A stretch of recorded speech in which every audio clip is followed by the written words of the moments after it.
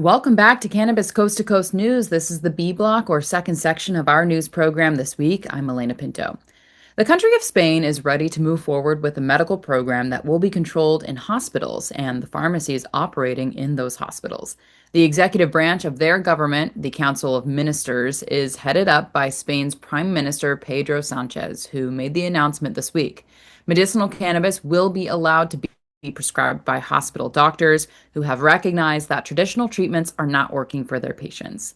Those cannabis specialists, MDs, are now allowed to prescribe cannabis for citizens who suffer from chronic pain, cancer, and severe epilepsy. Even though the executive branch announced this policy this week, it's not an official law until the Spanish Congress approves it. Now let's check in on the UK with Dave Barton. I'm Dave Barton from Thermidor with your UK Cannabis Report for Cannabis Coast to Coast News. Experts from some of the UK's leading healthcare agencies say that more real-world evidence, or RWE, is needed to unlock crucial insights into how cannabis-based products for medicinal use, CBPMs, work in practice.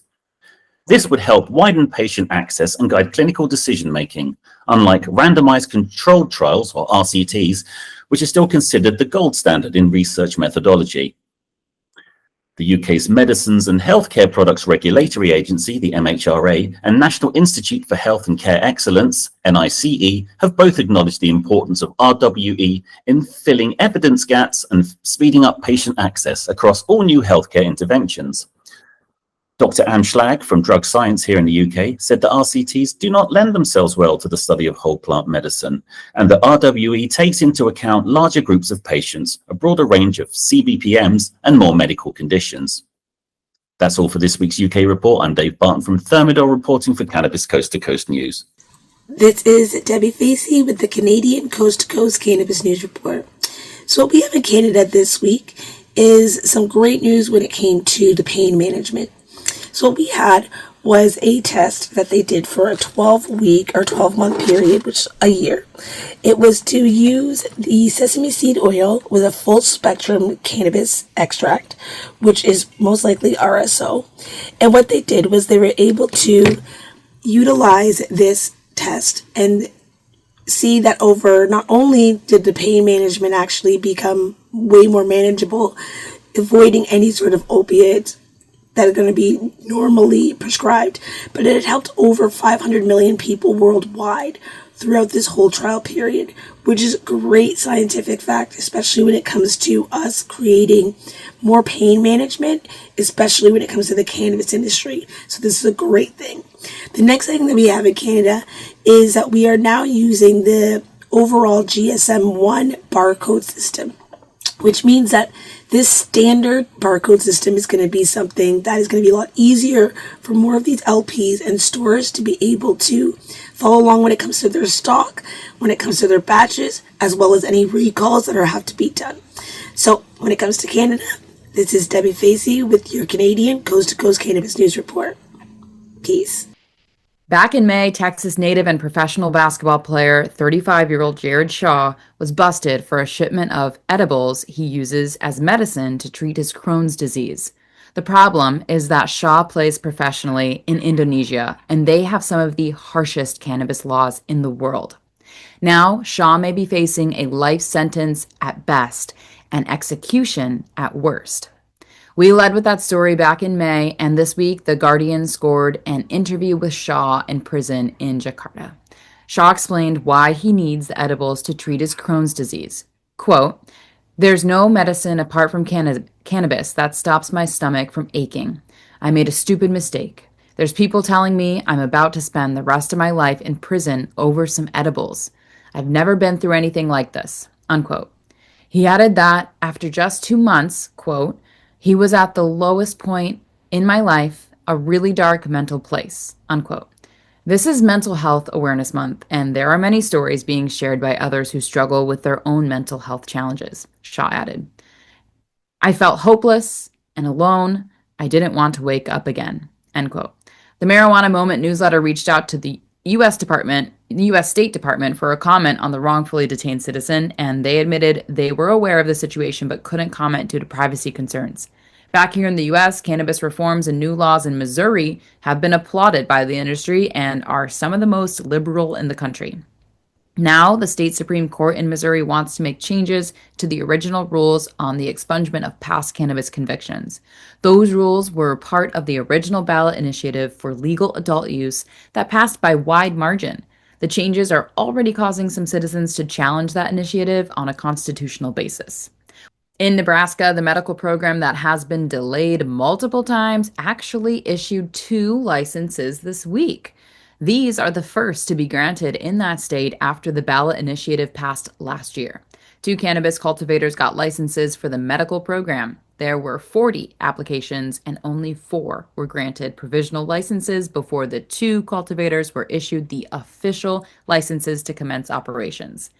The Attorney General in that state, Mike Hilgers, is no fan of cannabis and has tried to stop the process and challenge it based on that state's constitution. His office has yet to comment on whether he will allow the process to continue.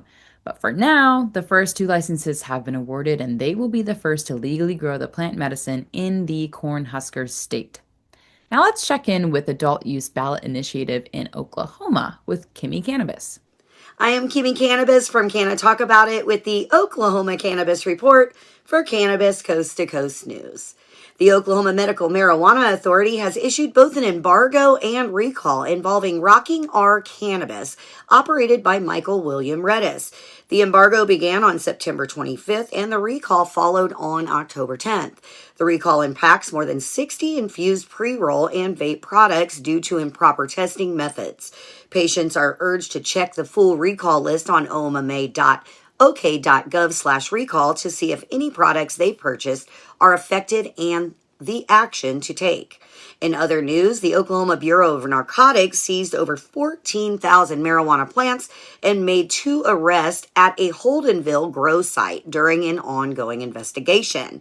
But not every enforcement story involves bad actors. One anonymous Oklahoma mom and pop grower shared their experience of being forced to surrender their license after months of battling red tape and confusion. They first submitted their certificate of occupancy application in August of 2023, well before the deadline, but it was rejected twice over technicalities before finally being approved in March. By then, new emergency rules from the OBN had already threatened their license status. They invested thousands of dollars to meet shifting state requirements and were even quoted over $13,000 for required fire monitoring system, only to receive conflicting guidance from different agencies. After multiple failed attempts to get clarity, they were advised by OBN officials to surrender their license rather than to face enforcement action. They described the experience as license purgatory, saying it's getting harder for small compliant Oklahoma growers to survive under the current system. And in uplifting news, the Cancer Playbook, which started right here in Oklahoma, is now expanding to Colorado. Because of Colorado's recreational cannabis market, any cancer patient willing to travel can now legally join the FECO program and access affordable, high-quality FECO with no medical card required. Another great reason to sign State Question 837 and bring adult use access right here to Oklahoma. That's it from Oklahoma. I'm Kimmie Cannabis from Cannabis Coast to Coast News. Peace, love, and all that good stuff. I'm Dina Nagib, Principal Consultant at Grass Goddess Consulting, here to give you the latest developments in California for Cannabis Coast to Coast News. This week, the former Benzinga Cannabis Capital Conference came back as Ignited to host a market spotlight on California in Anaheim. It's the same Benzinga we all know, just with a new name. The panel's content and connections are still the top caliber people come to expect. It was a great gathering of thought leaders, industry experts, and regulators coming together to take a look at the California market. One notable talk was a letter that Ben Larson read based on the letter he wrote to Governor Newsom opposing AB 8. AB 8 incorporates intoxicating hemp-derived cannabinoids into the regulated cannabis industry, and as one of the leaders in the hemp beverage space, Ben's company Vertosa will now be moving facilities out of state. It was a poignant moment in a room full of people who mostly supported the bill. In addition, LA City Council member Imelda Padilla spoke to the room about how we can't give up on California and that regulators want to help make the industry better, but we need to keep showing up. These important discussions need to keep happening, and it's encouraging that the Lane brothers are keeping the Benzinga vibes going through the new Ignited. I'm Dina Nagib with Grass Goddess Consulting for Cannabis Coast to Coast News. Now that the state of Texas is operating under new state regulations for hemp, the next step is for that state to enforce the new rules. On Tuesday of this week, Texas Governor Greg Abbott ordered the Criminal Investigations Division of the Department of Public Service to target smoke shops to ensure that those stores are not selling hemp products to people under the age of 21. That was one of the biggest rules that Abbott's executive directive was concerned about, since proof of age had never been enforced in that state. That will change now.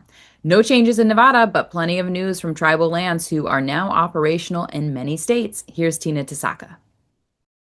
I'm Tina Tasaka with 420 Technologies and Iconic Representation, and this is the Nevada and Tribal Nations Report for Cannabis Coast to Coast News.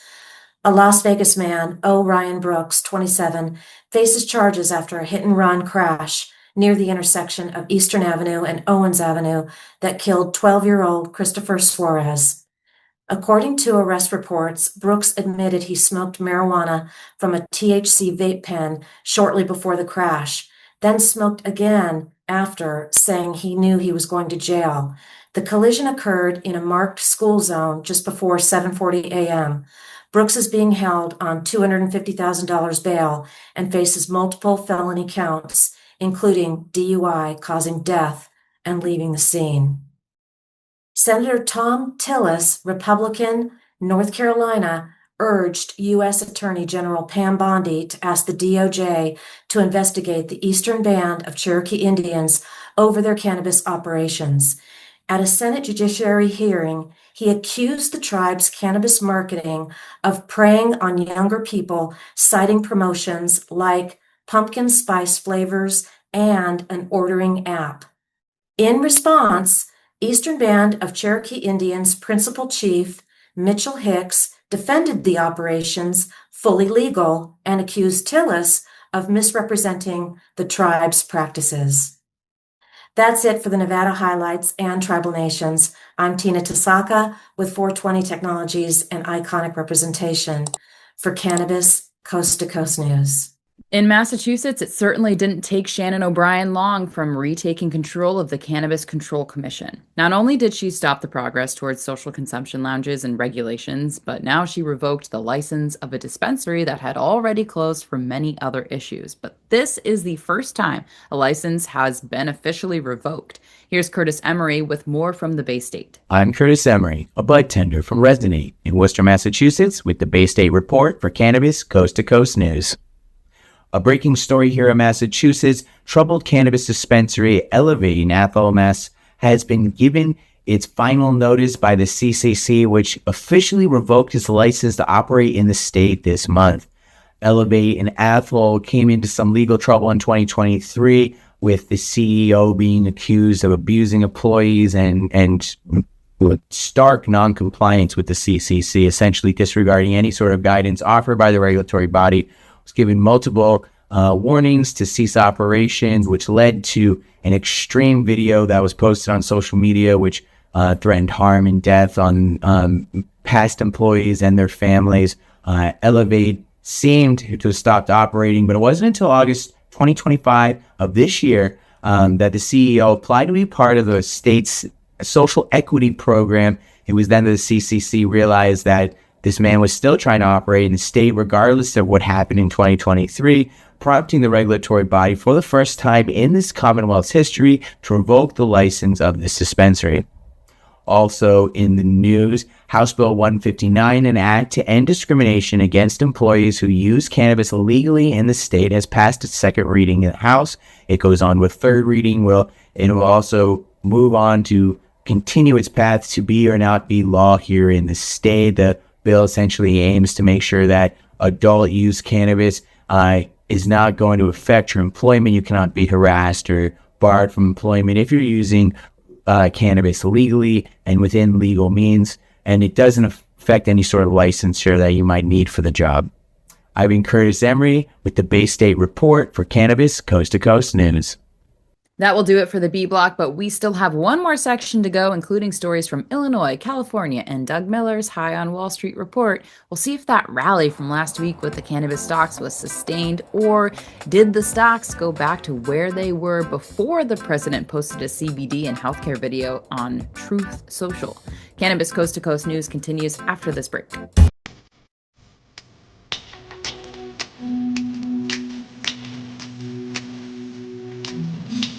Hi, I'm Jimmy Young, and it's time for School. That's School with a K. I love the name of this platform because it's the first course I'll be teaching where spelling really doesn't count. It's how words sound, how you pronounce them, and how clear your speech is. Do you have the mumbles? You know what I mean? Do you have the dreaded itis, gap fillers? The course is called Teaching Generation Text to Talk. I've done this for decades as a professional broadcaster on TV. I've even won an Emmy Award as a sports talk show host for a kids show I co-created in the 1990s for the TV channel that I worked for in Boston.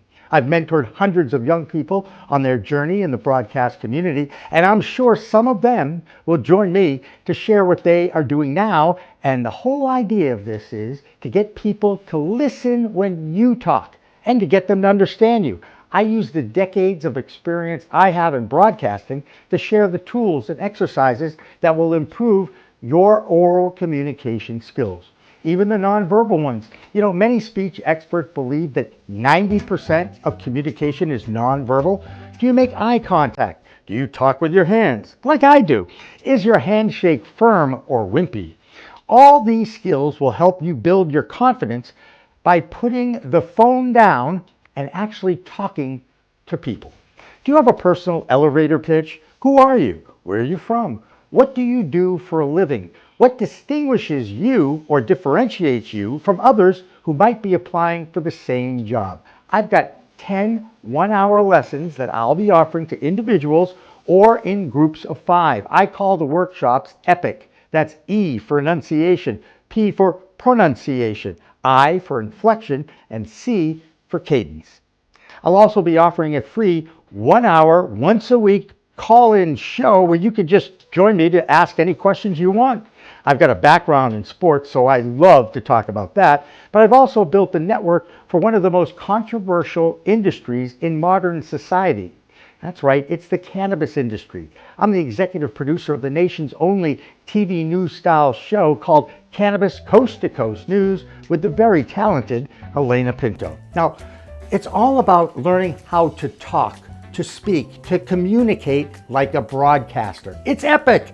So join my community that I'm calling the Forever Young School of Communication. Sign up for the first course, Teaching Generation Text to Talk. And for now and forever, I'm Jimmy Young, and I look forward to talking to you.